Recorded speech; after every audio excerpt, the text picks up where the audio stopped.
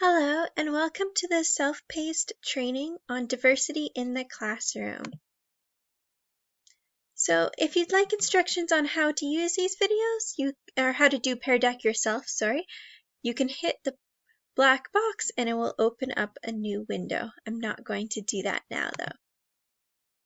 So the objectives for this training are that participants will be able to define diversity and inclusion and research the diversity that exists in their own classrooms. How much do you know about your students? Hard to mention now because I don't really have any. So diversity. Diversity is a word we use to describe groups that are composed of many different types of people. They are not homogeneous. Everyone in the group is different from the other people in the group. No matter where you go in the world, you will encounter diversity. Diversity exists even among small groups of people, such as classes. Teachers need to be aware of the ways their students differ from one another. Having different backgrounds also means students have different learning needs. Teachers should consider the diversity of their students as they plan lessons. In your own words, what is diversity? It's the differences in background that students have in a group, or people have in a group.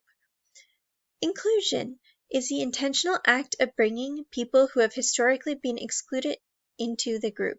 If you don't stop to think about the diversity of your students and consider their backgrounds, you're probably unintentionally excluding some of them from learning.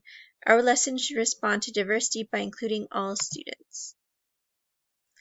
Teachers have to be careful to make sure their class activities and assessments are inclusive to all students. This can be a real challenge. There are many different ways in which students can diverse, and we should consider all of them as we plan lessons. It is important to include all students and help them feel like they belong in the classroom. Making sure everyone feels like they belong.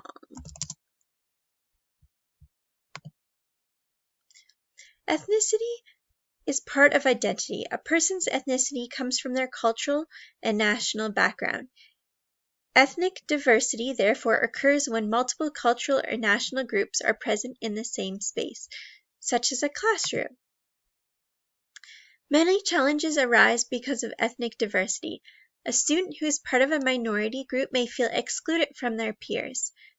They may want to fit in, but it can be hard for them to connect with other students since they come from such different backgrounds. Another challenge of ethnic diversity is connecting lessons to students' lives.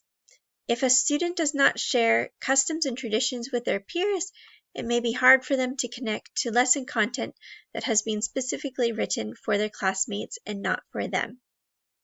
Ethnic and cultural differences can also lead to miscommunications and conflict. This can occur among students or between students and teachers. Sometimes it is all a misunderstanding, but sometimes students may feel attacked when others do not think the same they do. Fortunately, there are many ways for teachers to help students from ethnic minorities. First, they can avoid labeling and stereotyping the students. Second, they can all help students experience academic success. This can help them feel like they belong in the classroom. Finally, teachers can give students opportunities to share their ethnic and cultural backgrounds with the class. Celebrate diversity instead of seeing it as a weakness. Ethnic group? Well, my family traditionally is Ukrainian. I'm not sure if that counts as an ethnic group. Linguistic diversity.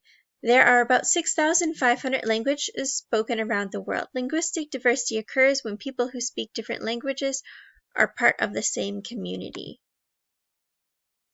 There are many challenges associated with language diversity. First, it is often difficult for students who do not speak the official language of a country to get an education.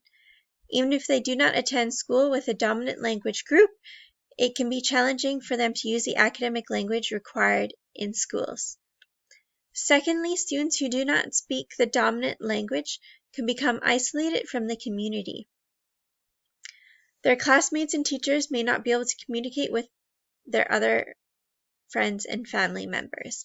Finally, if a student is only learning the dominant language, they can forget their mother tongue. This is not good for their home community.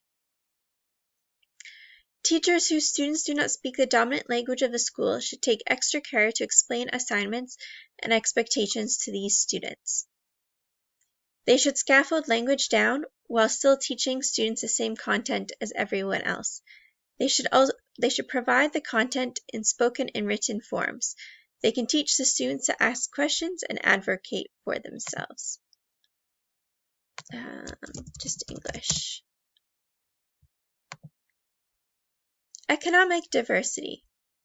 Socioeconomic status refers to a person's class or place in society due to their income, job, and education.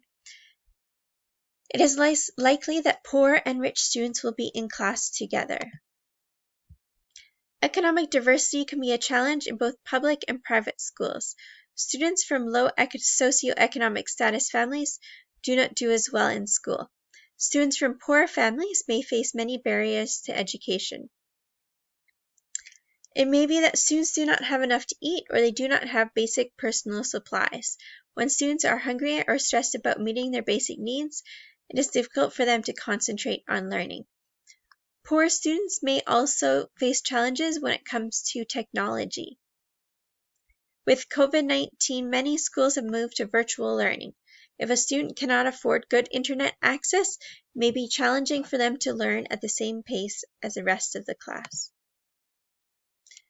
Teachers can help students from low socioeconomic groups by meeting their basic needs.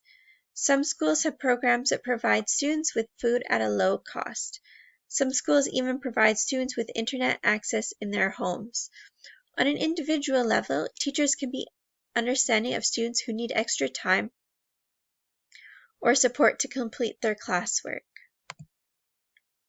I am middle class.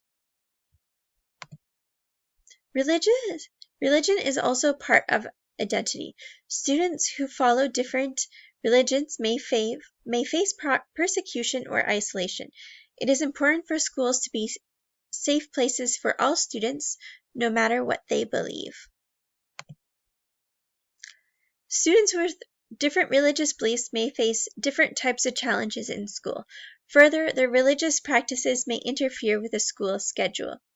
Second, students may feel attacked by peers or teachers who do not share their religious beliefs. This can often lead to conflict between people who are otherwise very similar. Finally, some religious beliefs may go against what is taught in schools. Students may be confused about what to think when their teachers and religious leaders do not agree on a topic. They may feel pressure to choose a side, and they may face negative consequences from both groups if they choose one belief over another. Teachers can help students from different religious backgrounds by being careful not to judge or persecute students who believe different things than they do. They can also encourage all students to be open-minded and think critically. They can facilitate religious conversations among students without promoting one religion over another. I am atheist. There are many ways people differ from each other. As you teach, it is important to think about each student's background. Their ethnic, linguistic, economic, and religious backgrounds will affect how they learn. They should also affect how you teach. It is a good idea to ask your students about their backgrounds in a non-threatening way. Some students may not feel comfortable sharing if they are poor or if they don't speak a language well. One way to ask for this information is a survey. You could ask students to complete a form that lists their demographic information. You could also ask students to share this information with the class as a get-to-know-you activity. You have to be careful with these type of activities. Make sure students know that they are welcome and encouraged to share, but do not force them to talk about things that make them uncomfortable. Even before you meet your students, it's a good idea to do some background research on them. One way to do this is to learn about the city where they live. Demographic information can help you get a general idea of what your students will be like, though of course you must be careful not to stereotype them. On the next slide, you will use Paired Deck to fill out a table. You will write the ethnicities, language, socioeconomic status, and religions of the population of your city. Okay, I'm not going to fill this out right now, but how can knowing about your student's background help you be a better teacher? Can meet the student's specific needs. Okay, I'll say this is neutral. Say this is neutral. The end. References. So thank you very much, and bye-bye.